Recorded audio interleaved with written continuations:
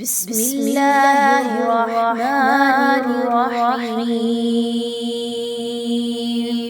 السلام علیکم ورحمۃ اللہ وبرکاتہ۔ آج سے انشاءاللہ ہم اپنے تجوید کورس کا سٹارٹ لینے جا رہے ہیں، جس کی آج پہلی کلاس ہوگی انشاءاللہ۔ اس کلاس میں آپ سب کو بہت ساری چیزیں سیکھنے کا موقع ملے گا۔ ساتھ ساتھ اگر آپ ہمارے چینل کے ساتھ جڑے رہیں گے ہمارے ساتھ، تو انشاءاللہ آپ کو آسان طریقے سے اپنی روایت حفظ یعنی بیسک تجوید سیکھنے کا موقع ملے گا۔ تو آئیے سب سے پہلے تجوید کی اہمیت جان لیتے ہیں، کہ جس سے ہمیں معلوم ہو کہ ہمارے لیے یہ سیکھنا کس حد تک ضروری ہے۔ تو سب سے پہلے تو یہ چیز ذہن نشین کر لیجئے کہ دو طرح کی مسٹیکس ہوتی ہیں جو عام طور پر لوگ کر رہے ہوتے ہیں قرآن کریم کی تلاوت کے دوران، نماز پڑھتے ہوئے، یا دعائیں ڈیلی روٹین کی جو پڑھتے ہیں اس میں بھی۔ اب وہ کون سی مسٹیکس ہوتی ہیں؟ سب سے پہلے وہ غلطیاں کہ جن کو ہم بڑی غلطیاں کہتے ہیں نا، کہ بڑی مسٹیکس، بگ مسٹیکس، وہ غلطیاں جن کا کرنا گناہ ہے، ٹھیک ہے، وہ کرنا بالکل بھی جائز نہیں ہے اور بلکہ گناہ کے زمرے میں آ جائے گا۔ ان کو ہم لاحن جلی کہتے ہیں۔ اور دوسرے نمبر پہ ایسی غلطیاں آ جاتی ہیں کہ جو کہ پوشیدہ یا چھوٹی غلطیاں، یعنی جن کے بارے میں اتنا ہمیں معلوم نہیں ہو پاتا، یا اتنے ظاہری طور پہ وہ غلطیاں نہیں معلوم ہو رہی ہوتی، ان غلطیوں کو لاحن خفی کا نام دیا گیا ہے۔ تو سب سے پہلے یہ جان لیتے ہیں کہ لاحن جلی میں کون کون سی غلطیاں شمار ہوتی ہیں، مثالوں کے ذریعے سے سمجھنے کی کوشش بھی کرتے ہیں۔ تو سب سے پہلے یہ کہ بالکل آپ نے حرکات اور سکنات کو ہی آپس میں بدل دیا۔ جیسے مثال لے لیجئے، زبر کو آپ نے زیر میں کنورٹ کر دیا، زیر کو آپ نے زبر پڑھ دیا، کھڑی زیر کو آپ نے الٹا پیش پڑھ دیا، ٹھیک ہے۔ ایک تو یہ مثال آ گئی۔ اس مثال کو ہم سمجھیں گے کیسے؟ مثال لے لیجئے، ہم نے سورۃ فاتحہ کی آیت کے اندر سے ایک ورڈ اٹھایا، انعمت، ٹھیک ہے۔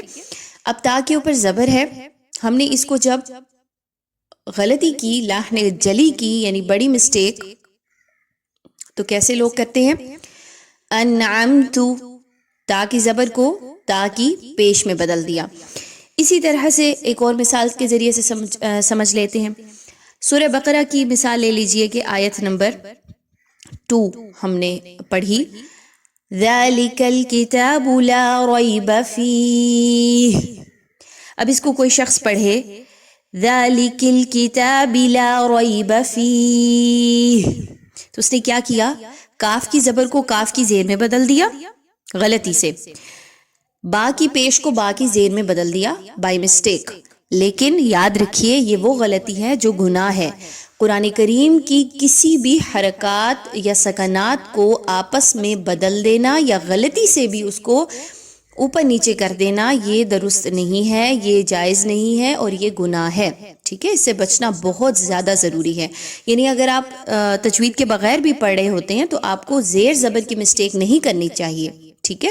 اس پر سب سے پہلے گرفت پائیے، اچھا سا پڑھیے، رک رک کے پڑھیے، ٹھہر ٹھہر کے پڑھیے۔ بچوں کو اس چیز کا خاص طور پہ توجہ دلائیے کہ آپ نے غلطی نہیں کرنی، زبر زیر پیش کی ان کو آپس میں بدلنا نہیں ہے، جو لکھا ہوا ہے اس کو ویسے ہی پڑھنا ہے۔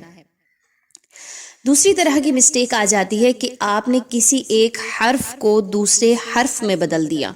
اب یہ غلطی ہمارے جو بر صغیر پاک و ہند ہے اس میں بہت کامن مسٹیک ہے، کہ ہم ایک لیٹر کی آواز کو دوسرے لیٹر کی آواز میں بہت اچھے سے بدل رہے ہوتے ہیں، اور ہمیں اس چیز کا اندازہ بھی نہیں ہوتا کہ ہم کتنی بڑی غلطی کر رہے ہیں، لاحن جلی کر رہے ہیں، ٹھیک ہے۔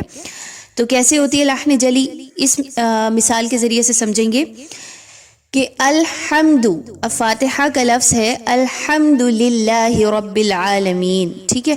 آپ اس کو پڑھیں الحمد للہ رب العالمین، یعنی آپ نے کیا کیا؟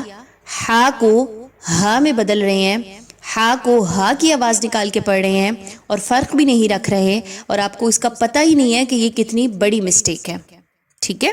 تو سب سے پہلے الفاظ کے مخارج کو سیکھنا بھی بہت ضروری ہے۔ آگے چلتے ہیں۔ تیسری طرح کی جو مسٹیک لاحن جلی میں آتی ہے وہ یہ ہے کہ حرف کو بلا وجہ بڑھا دینا، کسی بھی حرف کی جو حرکت ہے اس کو ایکسٹرا لمبا کر دینا، یا بالکل مقدار اس کی کم کر دینا۔ کیسے؟ مثال کے ذریعے سے سمجھتے ہیں۔ سورۃ فاتحہ میں سے ہی ہم نے ایک لفظ لیا ہے نعبد، ایاک نعبد، ٹھیک ہے، اس کو عام طور پہ لوگ کیسے پڑھ رہے ہوتے ہیں؟ ایاک نعبد، ایاک نعبد، ایک تو عین کو بالکل وہ حمزہ کی طرح پڑھ رہے ہوتے ہیں، دوسرا دال پیش دو کو دال پیش و دو اس میں بدل رہے ہوتے ہیں۔ ایسا کرنا بالکل بھی درست نہیں ہے، یہ بھی بڑی غلطیوں میں شمار ہوتا ہے۔ کسی بھی حرکت کو آپ نے اس کی مقدار سے کم یا زیادہ لمبا نہیں کرنا، جتنی لینتھ ہے اتنا ہی پڑھنا ہے۔ اسی طرح سے کسی کی مقدار کو کم کر دینا، اس کی مثال لے لیتے ہیں، ایاک، یا الف زبر یا، ہمیں پتہ ہے الف مدہ ہے، ہم نے 2 ٹائمز ایک سے 2 الف کے برابر اس کو لمبا کر کے پڑھنا ہے، لیکن اس کو لوگ کیسے پڑھتے ہیں؟ ایاک نعبد، ٹھیک ہے، ایک تو واو مدہ آگے لگا دی، دوسرا یا الف زبر یا کی حرکت کو یا زبر یا میں بدل دیا۔ ایسا کرنا بھی بالکل درست نہیں ہے۔ یہ وہ غلطیاں تھیں کہ جو کہ لاحن جلی میں شمار ہوتی ہیں، بڑی مسٹیکس میں آتی ہیں، ان پر اچھے طریقے سے کام کرنے کی بہت ضرورت ہے، اصلاح کی بہت ضرورت ہے۔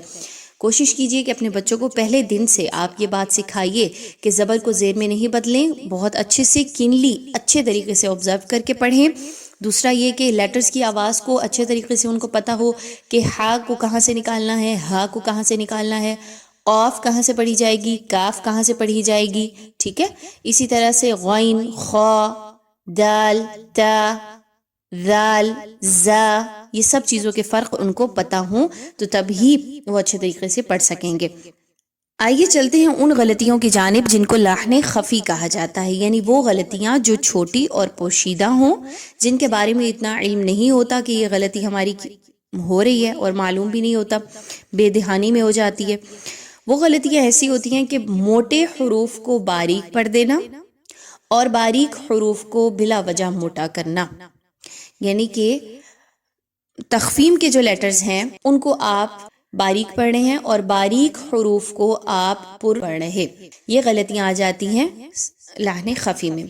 مثال لے لیتے ہیں، صراط الذین، اب یہ اس کے پڑھنے کا درست انداز ہے، صاد کو موٹا، را کو الف کی وجہ سے اور زبر کی وجہ سے پر موٹا یعنی کہ، اور طا کو بھی موٹا، لیکن عام طور پہ لوگ اس کو کیسے پڑھ رہے ہوتے ہیں؟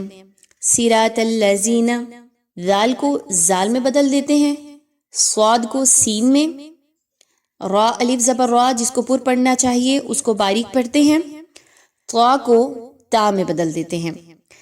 ایسا کرنا سمال مسٹیکس میں شمار تو ہوتا ہے، لیکن اس پر بھی عبور حاصل کرنا کہ یہ غلطیاں نہ ہوں، کوشش کرنا اپنی طرف سے بہت ضروری ہے، اور چاہے غلطیاں چھوٹی ہوں یا بڑی ہوں، کیونکہ ہم قرآن کریم کی تلاوت کر رہے ہیں، اللہ سبحانہ وتعالیٰ کا خوبصورت کلام پڑھ رہے ہیں، تو ہمیں کوشش کرنی چاہیے کہ اپنی طرف سے ہم سیکھ کے اچھے طریقے سے اچھے انداز میں اس کی تلاوت کریں تاکہ ہمیں بھرپور فائدہ ہو، اور ہمارے بعد جو ہماری آنے والی نسلیں ہیں وہ بھی ہم سے بھرپور فائدہ اٹھائیں، اچھے طریقے سے قرآن کریم کی تلاوت کر سکیں اور اس کو سمجھ سکیں۔ امید ہے آج کی کلاس سے بہت بھرپور فائدہ ہوا ہوگا آپ سب کو۔